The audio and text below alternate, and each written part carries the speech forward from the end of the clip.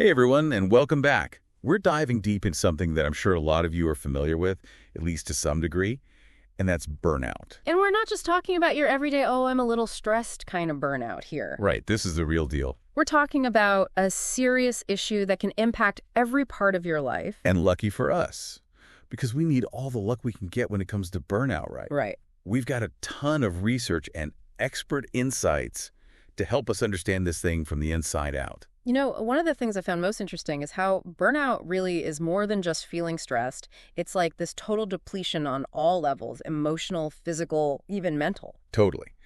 The sources we've been looking at for this deep dive actually define it as this state of complete exhaustion. It's like your battery is not just drained, but it's like fried. A fried battery, yeah, that's a good way to put it. And it can be tough because the things that cause burnout often don't have a clear off switch. It's true. I mean, think about it. When was the last time you truly unplugged? No work emails, no scrolling through social media, no mental to-do lists running in the background. Exactly. And a lot of the research we looked at pointed to work being a major culprit, right? Yeah, absolutely. Unrealistic expectations, pressure to do more with less, constantly feeling like you're racing against the clock. That's a recipe for burnout right there. And it's not just the workload itself, it's also the environment. Like, if you feel like you have zero control over your work, or if there's that constant pressure to be on all the time, that's going to take a toll. It's like the perfect storm, It really is. But I think one of the trickiest things about burnout is that it can be hard to spot, especially in ourselves. It's true. So how do you even know if you're heading for burnout or if you're already there? What should people be looking out for? Well, the emotional signs are usually the first to show up. So have you been feeling super cynical lately, maybe even a bit negative toward your job or coworkers? Or how about that feeling of being completely ineffective, like nothing you do is good enough? Yes, and that running on fumes feeling. Oh yeah, like you're just going through the motions. Those are all major red flags. And there's actually a term for one of the more, I don't know, maybe intense signs of burnout that we came across. Depersonalization. Have you ever heard of this? Oh yeah, depersonalization is definitely a sign that something's off balance. Basically, it's when you start to develop these negative feelings toward people, especially in a work setting, as a way of distancing yourself from the stress. So you're saying it's like a defense mechanism almost? Yeah, exactly. Like, imagine dreading client calls that you used to enjoy. Or just feeling emotionally detached from your coworkers. Not great. Not great at all. And it can be a slippery slope because the more burned out you get, the more you might withdraw, which can make the whole thing spiral. So we've got cynicism, feeling ineffective, depersonalization. It's starting to sound a little too familiar, isn't it? But is all of this really that different from just everyday stress? I mean, let's be real. Stress is a part of life. That's a good question. I mean, how can we tell if it's just a stressful week or if we're actually on the road to burnout? Yeah, it's not always easy to tell the difference because there's definitely some overlap. Right. But one of the biggest distinctions is the duration, Think about it this way. Okay. Stress is kind of like when you have a really intense deadline at work. You're stressed, you're working long hours, but once the project's over, the stress usually fades away, right? It's temporary. Exactly. But burnout is like the deadline never ends. It just keeps going and going, and the pressure just builds and builds. So it's like stress on repeat. No wonder it takes such a toll. Speaking of which, what are the real consequences of letting burnout go unchecked? Well, we've already talked about some of the emotional signs, but it can also wreak havoc on your physical health too, Okay. Oh, absolutely. Chronic fatigue, insomnia, even an increased risk of heart problems. Those are all linked to burnout. Wow, okay, so this is definitely not something to mess around with.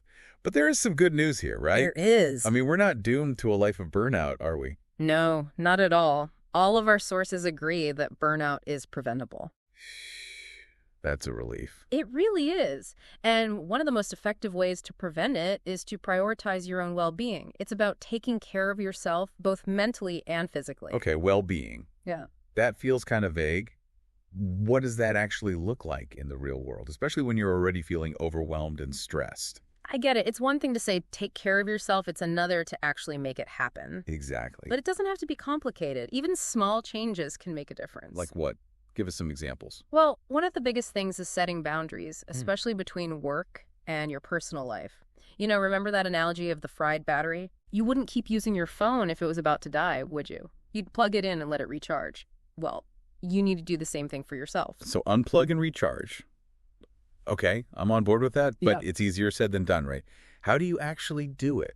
What are some practical ways to create that work-life balance? It might sound simple, but setting firm boundaries can be a game changer. Like, maybe you make a rule to not check work emails after a certain time in the evening. Or you schedule dedicated time for hobbies or activities that you enjoy and that help you de-stress. Creating those mental and physical boundaries is so key. But what about those who are already feeling burned out? What if those warning signs we talked about are already flashing red? That's a really important question. And honestly, if you're feeling burned out, the first thing I want to say is that it's okay. You are not alone in this. It happens to the best of us, right? It really does, but it's what you do about it that matters. And there's a lot you can do. Some people find traditional therapy super helpful, and medication can even be an option in certain situations. But our sources also highlight the importance of making sustainable lifestyle changes to help with recovery and to prevent burnout in the future. So it's not just a quick fix then, more like building up your resilience from the inside out. Exactly. It's about making long-term changes that support your overall well-being. Okay, I like it. So what kind of lifestyle changes are we talking about here? Give us the details. Well, incorporating mindfulness practices can be huge, even if it's just for a few minutes each day. Like meditation. Exactly. Or even just some deep breathing exercises throughout the day. And of course, never underestimate the power of a good night's sleep. Sleep is so underrated. Isn't it? Aim for 7-8 hours a night if you can. And don't forget about fueling your body with nutritious foods. All ties together. It really does. Mind, body, and spirit. So true. But here's the thing. We've been talking a lot about individual responsibility here, but often burnout isn't just a personal failing, right? It's often deeply rooted in workplace cultures and expectations. So how do we bring this back to the workplace? How do we address burnout on a systemic level? You're spot on. Burnout is often a symptom of a bigger problem. It's a sign that something needs to change, not just within individuals, but within the systems that are contributing to the problem in the first place. Totally. So what can we do about it? Do we just grin and bear it? Hope that our workplaces magically become more supportive and less demanding? Absolutely not. You have a voice, and you have the power to advocate for change. It's about speaking up for yourself and for others, right? Exactly. One of the most important things you can do is to create open lines of communication with your employer. So if you're feeling overwhelmed or if you see things that aren't working, don't be afraid to say something. Exactly. Talk to your manager, talk to HR, even consider talking to a trusted mentor or colleague. Yeah. You are not alone in this, and sometimes even small changes can make a big difference. Small changes, big impact. I love that. So give us something tangible. What's one small step our listeners could take, like this week, to feel a little more in control at work? Ooh, I like that. Okay, how about this? Schedule short breaks throughout your day. Okay, I like where you're going with this. And I don't just mean like getting up to grab more coffee and then getting right back to it. I'm talking about actually stepping away from your desk for 5 minutes, 10 minutes, stretch, go for a walk, listen to a song that you love, Give your brain a little reset. Exactly. It's a reminder that you're not a machine, you're a human. We are not robots. Well, most of us, anyway. So as we wrap up this deep dive on burnout, I want to make sure we highlight the key takeaways here. Burnout, it's real. It's more than just stress. But the good news is it's preventable, and you're not alone in this. Absolutely. And if there's one thing I want everyone listening to remember, it's that taking care of yourself, your well-being, that's not selfish. It's essential. It is. It's not just about you. It's about creating a world where everyone can thrive without sacrificing their health and happiness. Beautifully said. Now, before we go, I want to leave you with something to think about.